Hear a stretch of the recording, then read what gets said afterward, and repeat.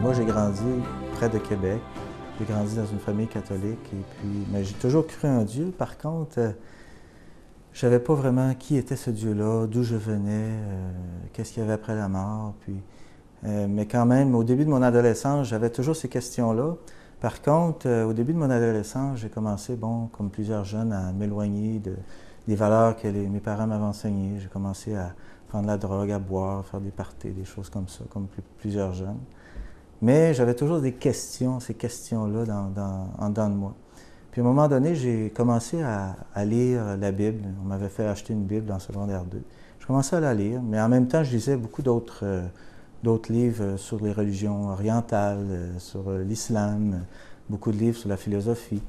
Et puis, je cherchais une raison à l'existence, et puis je cherchais dans toutes ces religions-là.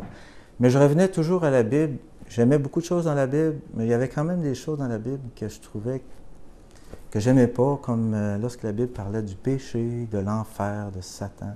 Ces choses-là, j'avais de la difficulté avec ça.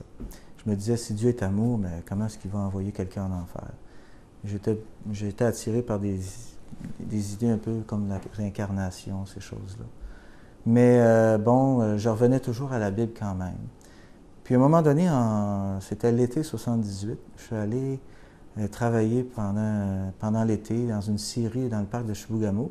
Je me suis dit, tiens, je vais apporter ma Bible avec moi, je vais avoir le temps de la lire, je vais passer l'été dans le bois. Alors, j'ai commencé à lire, j'ai lu les évangiles, j'ai vu les actes des apôtres. Puis il y a des choses dans ma lecture qui m'ont resté. À un moment donné, le Seigneur Jésus a dit, celui qui voudra sauver sa vie la perdra, mais celui qui perdra sa vie à cause de moi et de l'Évangile la sauvera. Et il y avait aussi un autre passage dans les Actes des Apôtres. À un moment donné, les apôtres avaient été battus de verges parce qu'ils avaient prêché dans le temple. Et puis, ils sont sortis du Sanhédrin, le concile des Juifs à cette époque. Ils étaient tout joyeux d'avoir été jugés dignes de souffrir pour le nom de Jésus.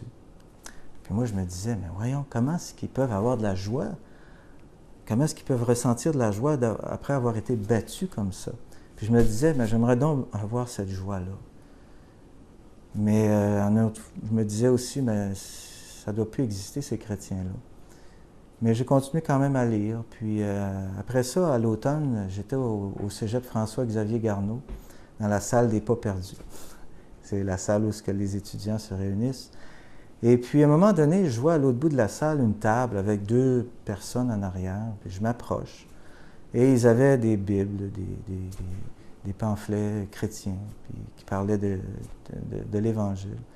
Puis il y en a un qui me pose la question, il me dit, « François, si tu mourais ce soir, serais-tu sûr d'aller au ciel? » Moi, j'ai dit, « J'espère, mais j'étais pas sûr. » Puis, on m'a montré par des versets, par exemple, il y a un verset dans Jean 3,16 qui dit « Car Dieu a tant aimé le monde qu'il a donné son Fils unique, afin que quiconque croit en lui ne périsse point, mais qu'il ait la vie éternelle. » On m'a montré que le salut, c'était un don gratuit qu'on peut recevoir par la foi.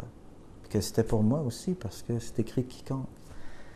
Alors, j'écoutais, puis pendant 6 mois comme ça, j'allais les voir de temps en temps à la table de livres au cégep. Mais j'avais beaucoup de difficultés encore avec certaines choses dans la Bible. À un moment donné, en avril 1979, j'arrive à la table, j'étais là, puis il y a un étudiant à un moment donné qui arrive à la table, puis il commence à se moquer. Il dit « Oh, en enfer, on va avoir du fun, ça va être le gros party. » Puis là, un des chrétiens qui est là lui montre pendant 45 minutes environ des versets. Il lui fait lire les versets, comme ça, à toutes ces questions. Puis là, au bout de ce temps-là, l'étudiant, il s'en va, la tête basse, il ne disait plus un mot. C'est là que moi, personnellement, j'ai été convaincu que la Bible était la parole de Dieu, parce que je ne l'étais pas.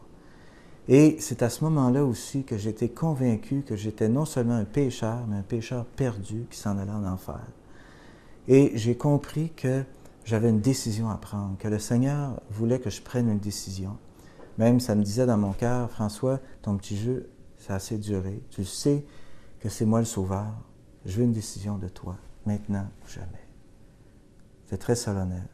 Et j'ai dit au Seigneur dans mon cœur, j'ai crié à lui, j'ai dit, « Seigneur, tu veux ma vie? » J'ai dit, « Prends-la, fais ce que tu veux avec. » Parce que j'avais dans dans mes pensées encore ce verset qui dit « Celui qui veut sauver sa vie la perdra ».